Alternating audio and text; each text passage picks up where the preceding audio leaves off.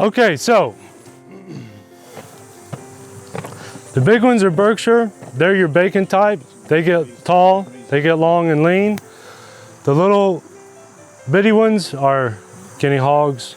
I had 2 big pigs and I let them out and it was a huge happy family. And then I saw a change, I saw an absolute change in the 2 big ones I had. The 2 big ones were Berkshire Duroc Cross. They finished out about 380 pounds, 400 pounds maybe. We'll see that in the carcass. That is too big. It is fatty. We'll see that later. It's not ruined, it's not awful, but it is a lot of fat on that carcass. The little ones learned a lot. They learned where the waterer was. They learned the routine. They learned to respect the fence, not really to challenge it, by having those big ones around. And the big ones, one of them became your kind of cliche mom, like, oh, well, you know, he was concerned. He was legitimately concerned, and they would go in and out from under his feet, and it was cute and neat and all that. And the other one became like an uptight dad. And for the first time since he'd been here, and I got him in the late spring, so he'd been on the farm for months and months. He got protective. He got in between me and the little ones. He would start chasing my dog. And it was just an interesting lesson in pig behavior. And it just, again, it goes to show he was cut. They were both cut, and it goes to show their difference in personalities. I am not afraid of boar taint. A lot of people are. If you want to be, or if that's something you want to be concerned with, that's fine. Boar, I'm not, because I don't wait long enough in order for it to have an effect. I worry about boar taint at about 10 months. So I have to be on my game and make sure that these guys meet their maker at 6 to 8 months. So what are you talking about? Boar taint is when boar is a pig that has testicles. And that testosterone, taint. Okay, Taint. Okay. And when he's cut, they become a barrow. But no one calls them that, they just call them bars. Are you saying it doesn't really affect it till 10 months? I'm saying that my experience has been it doesn't really affect it to 10 to 12 months. If you get a wild boar who's been out in the woods that like people have hunted, or wild boar sausage, they're gonna have a lot of boar taint. Or like an old breeding boar, you know, I don't think that you're gonna wanna generally grind that meat to kind of dilute that taint. It's a similar experience with goats, if y'all have any experience with that. They're much easier to cut when they're small. I found about this size, even that size is going to be a handful. It'll take 2 or 3 people to cut them. Yeah, I'm pushing it. I'm gonna go for it. I happen to be chummy with my vet. He does not have to come out here often. I've never had an animal get really super sick. I've had him get a little cough. I had one once get like an eye thing. Your eyes are your best management tool. They always will be. At the very, very, very least, on a beautiful day, it's perfectly warm. They've got all the feed they want. You just moved them to fresh pasture. They've got great water. There's no need to go look at them. Go look at your animals every day. Every day, go look at your animals. Even if it's just, yep, okay, everyone's here. Yeah, they're eating great. Because they become just like your pets, just like your kids. Because when something's wrong, when something's off, you can spot it like that. And then for me personally, when that happens, and that happens, things happen on the farm. Your animals will get a little under the weather.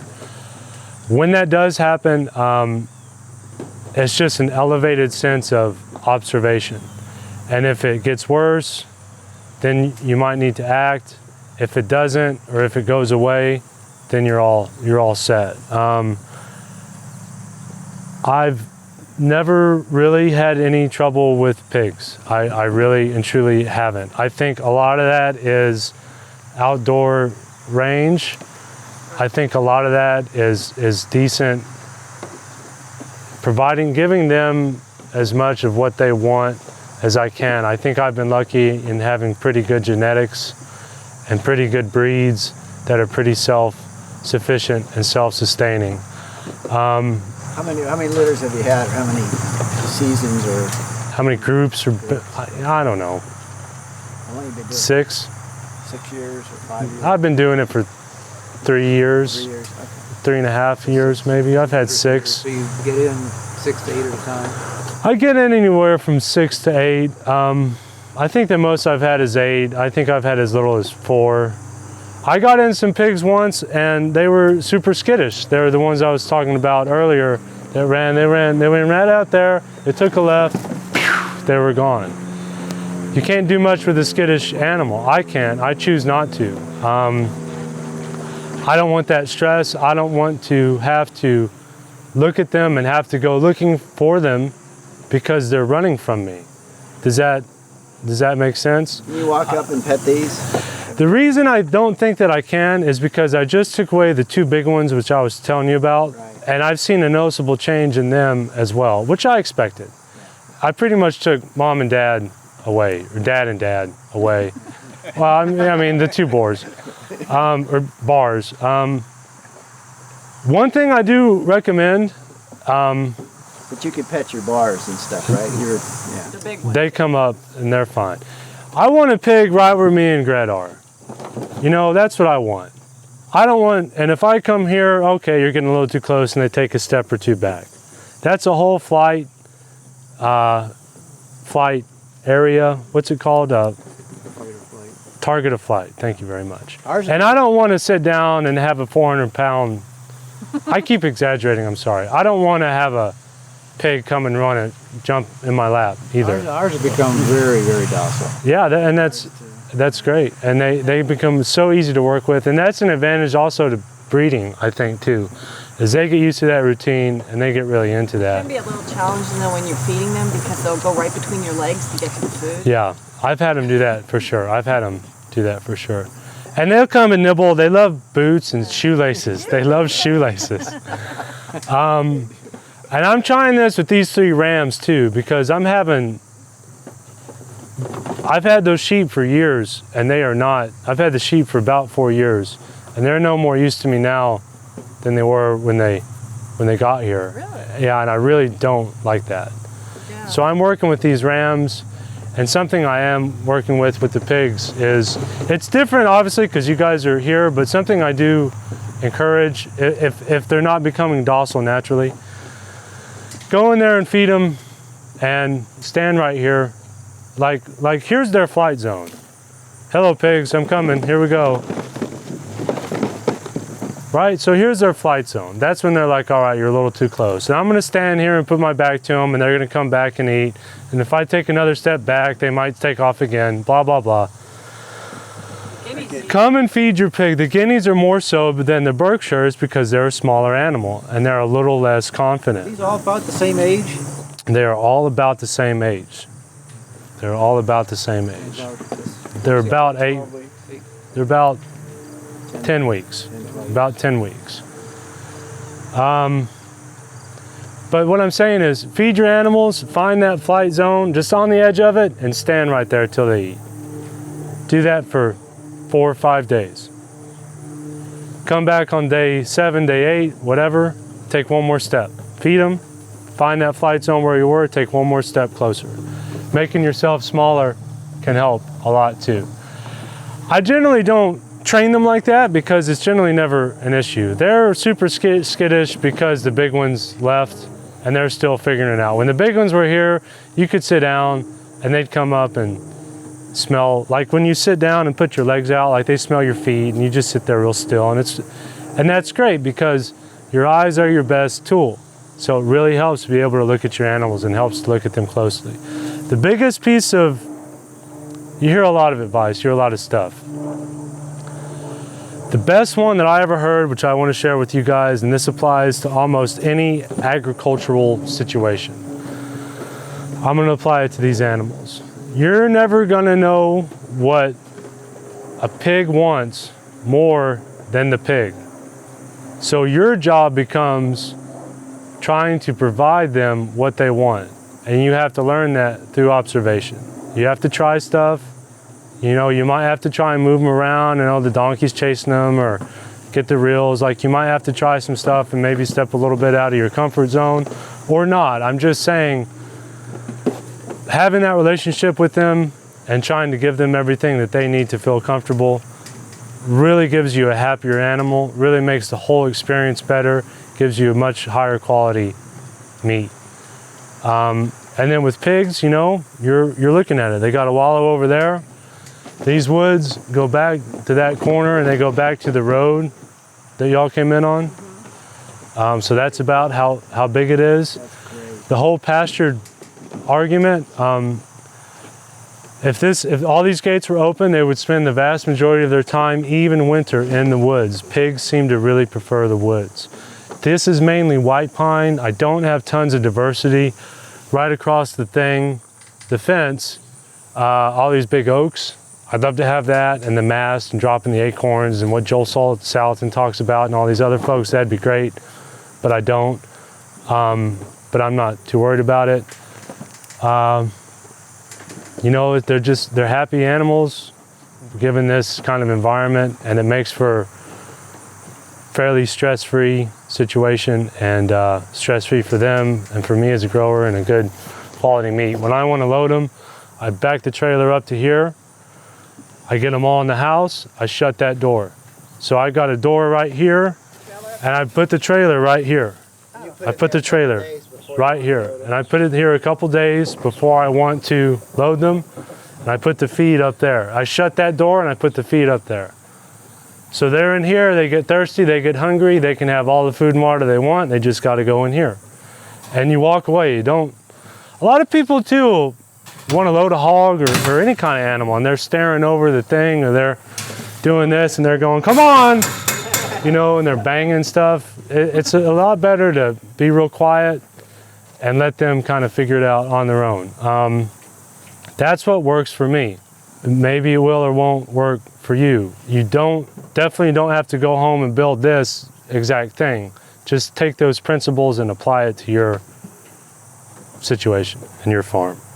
What do you use to tell their weight? I guess. Which I'm getting a little bit better at. There is a formula which I used. There's a formula on the internet. You measure their girth, their length, and you apply those measurements and you get their weight. It usually seems to fall within a good 5 to 8 pounds one way or another, which is pretty accurate, which is accurate. Not incredibly precise, but it's accurate, and that works well.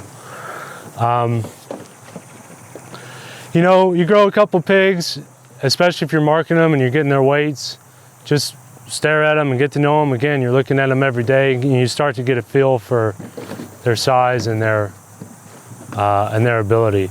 The pig we're going to work with this afternoon, you know, again, he was a little too big. I knew that. I had trouble finding a pig that was already more than halfway grown, and then bringing it here and scheduling with the facility to have it ready for the class. For one, and for two, the bigger and bigger and bigger and older a pig gets somewhere else, if I bring it here, the older it is and the bigger it is, when I buy it and grow it out here, the less it is my pig because it's spent its life elsewhere. So I just decided to do one of ours. How much do you think those weigh? Those there? Yeah, the Berkshire. I think the Berkshires are probably 60 pounds, 55, 60. I think the Guineas are probably 40. You see the difference in structure of the animals? It's not even so much that the Guineas are smaller, they're just kind of built a little bit different. They're lower to the ground, their face is a different shape. They are dense, you're absolutely right. Pot belly almost. They look a lot like a pot belly. Pigs are definitely dense animals. Another experience I've had, in case y'all ever do have to get a pig to work on them or something when they're this age, you'll have a real friendly pig right at your feet, and you pick them up, it'll hurt your ears. They are so loud when they squeal like that. And you're thinking, oh my goodness, they're gonna put me in jail, I'm an animal abuser. You set that pig down and they don't move. They keep like, oh, okay, I'm down, okay, cool. They really don't like being off the ground. So we usually have to grab them by the belly, and we have to separate them from the mom, because mom goes crazy when they start squealing. At least that's been our experience. They squeal every time you pick them up? Every time, like just like he says, and they will squeal. Yeah, they go nuts. Yeah, they really scream. It's really loud. I think they were stabbing or something. Yeah, they cry murder, you know. Yeah. Even though you're not hurting them and have no intent to. Yeah. So just be prepared for it. I just remember the first couple times I did it, I thought, you know, is there some sensitive place on a pig that I found that no one knows about and I'm touching it? You know, it's just... Gotta be hurting it somewhere. Yeah, I know, and you're not at all. So this area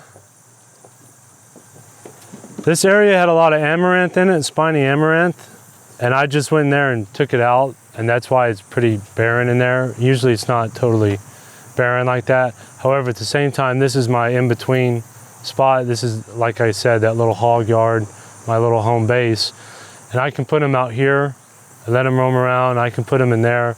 And again, my plan is that once they grow up a little bit, get a little bit bigger, so they have a harder time getting past the real wire, because now they're smaller and they're smaller of a target when they're a little bit bigger, and also able to chase off the sheep or have enough confidence and girth to feel like they can turn around on a sheep. The sheep aren't aggressive, but I am going to have to give them some grain. I do want to put them in there with everyone else and move them right along.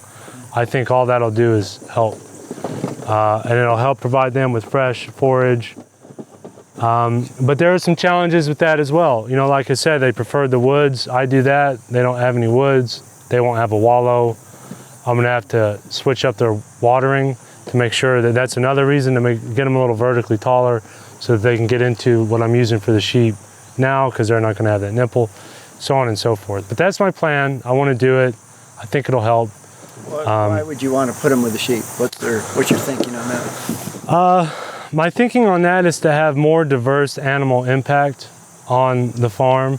The sheep, the paddock that we just walked through now is pretty enormous. It's usually much smaller. The only reason it is we just kind of have a busy weekend. I just made it big so I wouldn't have to kind of fool with the sheep today and tomorrow. That again, all animal impact all comes down to space,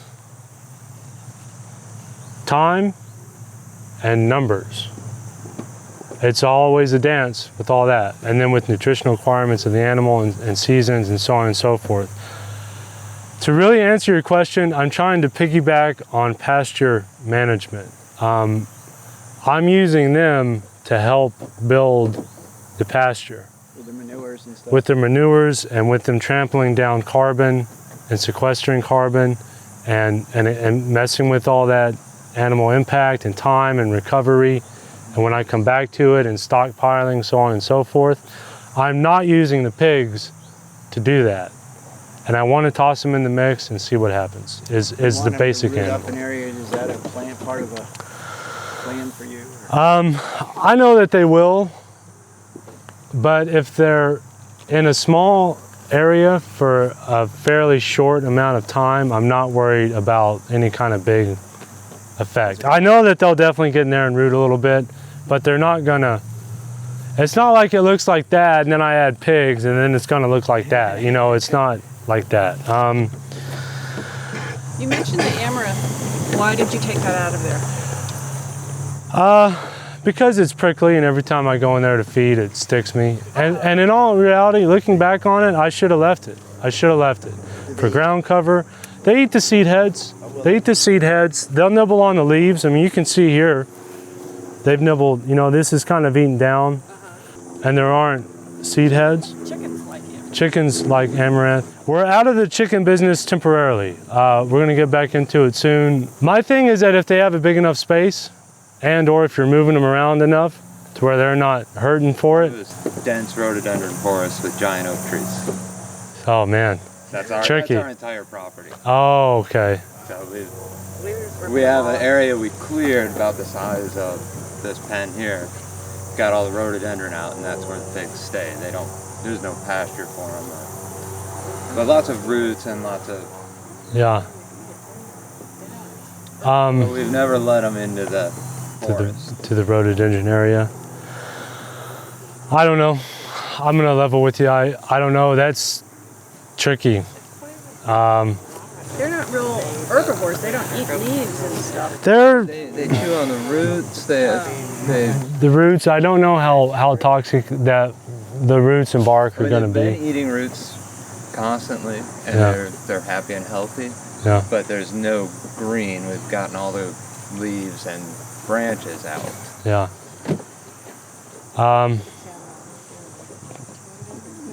I don't know. That's Rhododendron is toxic to everything. yeah. It's, Yeah. It sure is. and mountain laurel is our other big one. Yeah. Which much better. Yes. Yeah. Yeah. That's tricky. I don't know what to say. Try it out. Yeah. I mean, you might Little at a give time, it a maybe. shot, little at a time. And I don't mean to like in some way like flake out, but at the same time, the best advice is always give it a shot. Don't invest enough in it financially or emotionally that if something goes sour, you're going to be in a bad spot. You know, should you go in there with a chainsaw and cut down all the rhododendron and mountain laurel? I don't know. I don't. Should you not even consider it for pigs? I don't know. Could you let them all in there and they'll never touch the stuff and be fine? Maybe. I don't know. But I can ask around and I can give you a number of some folks who probably would know. You're in Fairview? Mm-hmm. Jamie Yeager might know. We know Jamie. Yeah. Who's this guy over there? We've been out there to Hickory Nut, and we've seen their pigs out, definitely with rhododendron, not as dense as ours. Not as dense as yours, yeah. I wish I had a straight, solid answer, yes or no for you. I really do. They go for the acorns. So how will you, when you start putting them out there, how are you going to work in terms of shelter and, I mean, obviously right now they're clearly using this at night probably and sleeping and. I'm gonna let them get a little hardier, a little fatter, a little more able to deal with stuff. I think by the time cold gets here, I mean real cold, either way, if they're here or there, they're gonna be able to take it. I'm gonna just add them to it, and by then, see this fence goes all the way around, and so in the wire, which they've been trained to, they'll know it. And I'm just gonna move them right along within that paddock. And I'm basing this on experience. I really don't worry too much about the elements. On a super cold, windy night, sometimes I'll be a little worried. Yeah. And I'll intentionally give them some kind of paddock to where they have, okay, the wind's coming straight out of the due north. Right. So it's kind of, I'm gonna put them in this corner or something to where they have just some kind of wind break. right. And in the summer on those 90-degree hot days, just make sure their water's in the shade and they got plenty of So shade. you have like temporary shading that you'd put out in those paddocks to cover their water and maybe let them even kind of rest under, or? No, I haven't done that and don't think I will. I don't think I'll really need to.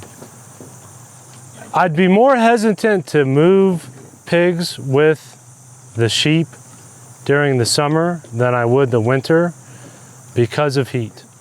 So in the summertime, I'm probably going to give them paddocks and area and spaces around the farm where they have more access to shade. Okay. Absolutely. Absolutely. Heat is probably going to be my biggest issue. Yeah, I mean, they really love to wallow around and just having that water. But yeah, heat's an issue, and I'm a little less worried about the cold. Heat's definitely an issue. Right. Hey Rocco, we heard in people talking about taking root crops and planting them, like in areas in paddock area or in pasture areas, or even the artichokes, the Jerusalem artichokes. Jerusalem artichokes, yeah. Have you heard anything about that or plant anything, or what are your thoughts on that? I think it's a great idea to let them follow root crops, their cash crops, potatoes, sweet potatoes, carrots, If you can put them in a patch of Jerusalem artichokes, I think they'd absolutely love it. And I think that you can work that into your farm and have that happen. Let me be clear about two things. One is that I've never done this, so take it for what it's worth. Two is that I'm not intentionally trying to get on my soapbox, but I kind of inadvertently am.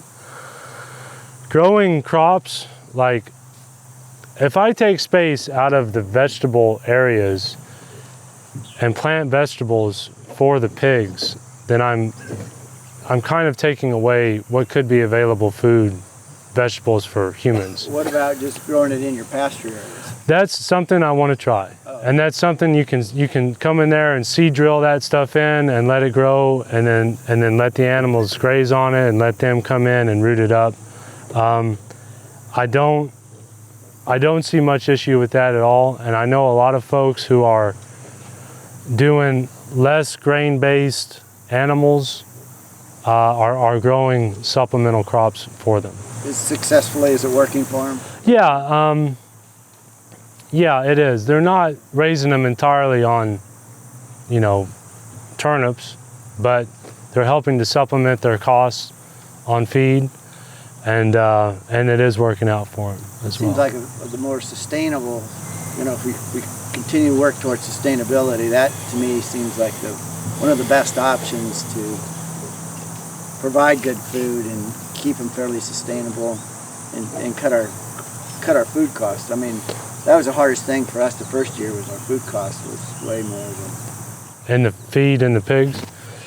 Yeah, it's a great way to cut feed costs. And you can work that all into systems that help to build your soil and help to add fertility to your land. And you can do crop rotation. It's going to take some, for me personally, it takes a little bit of experimentation, and it's going to take a little bit of trial and error with some equipment even maybe as well. I do know of a guy who grazes his pasture down right when that grass is starting to recover and starting to bounce back. He comes in and grazes it really hard and really dense with the intent to really knock the grass back. So it's kind of, the grass is growing and everything's great, and then he grazes it down and it's recovering, and it's taking all that energy from the roots and it's on its way back up, and then he hits it hard when it's vulnerable. And then he comes in behind that and he drills in vegetables. He drills in forage for his animals. For hogs? For hogs, and for to come back with his mob and regraze it again. Like turnips, getting turnip greens or radishes, stuff like that. And then doing multi-species cover cropping, and then comes back in with multi-species grazing, and then lets the hogs come in there and root it all up and follow it around and do all that too. It's working well for him? It's working out for him in his system of agriculture, in that he's building a soil. He's taking money away from his dependency on grain, because he is supplementing the grain with that. And he's also helping the animals and helping himself out and building fertility as well. So in that sense, it's working out very well in that kind of full spectrum, full circle, big picture way. And it'd be fun to play with, and it'd be fun to try that. I think it'd be a lot of fun. What would you plant then? Just root crops or turnips? Would you limit it, or? I'd do a little research. There are some crops that do a lot better specifically for pigs and help them out nutritionally, and also grow better given the environment. I wouldn't want to plant a finicky French carrot or the little golden beets that are pretty tough to grow. You know what I mean? Right. But there's some turnips, there's some radishes, and most of your seed supply, I mean, Fedco and Johnny's at least, they provide some seeds that do well for that, and some specialty blends that can go in those kind of situations. So I would start there and kind of see where it goes. Questions, comments, or derogatory remarks? I'll take them all. Have you ever tried cutting them yourself? I'm gonna do it after this next batch. I think I could do it. I really do, but It's not that hard. I've been doing ours, and I had no experience in it. In fact, I didn't get the vet to do it. I talked to him, bought my scalpel from him, but it was pretty easy at first. I mean, Can you ban pigs like you do cattle? I don't think so. No. the testicles don't. They don't really have much of a scrotum, I think is the word I'm after. I don't want to be vulgar on Cattle on, don't on either, camera. really, you know, the little calves. Yeah, little calves. Yeah, I neither do little rams either, but they got more than a pig does. Yeah, their testicles are really inside. You have to squeeze them out. You squeeze on them and squeeze the testicle to the surface, then you can cut them real easy, and then you can pop them out. Otherwise, you know, you're trying cutting them and they're wiggling all around, and their skin is really tough. It's really hard to Just cut. basically cut them with scrotum and squeezing the testicle out. Yeah, exactly. Leave the sack there. And it's really easy once you get it figured out. It does, and once you get them to pop out, and you can. Most people pull them out rather than cut them. They say that's better. I don't know, but it works. I know it works. In the winter, this hose is going to freeze, you know, for your In the water. winter, your hoses freeze. You can't use that at all. So what do you use? I use that. I use a tub. How do you fill it up? No, well, we have hydrants Yeah. that okay, so drain. Stick it under there. Yeah, Or you put hoses on them. yeah, and just every yeah. I mean, Drain your hose every night, or you make sure your hose is straight and that one end is higher than the other. And let it That's drain. that's all I do. Do you find that taking care of the animals requires a lot of time? No, I find that once your infrastructure is set up, that's really kind of huge. Once your infrastructure is set up, What was the question?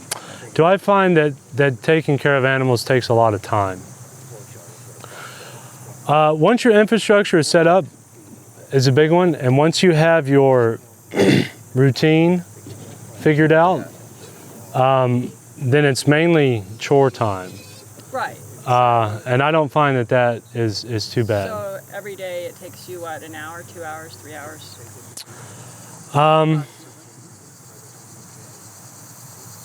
Well, and it fluctuates. Right.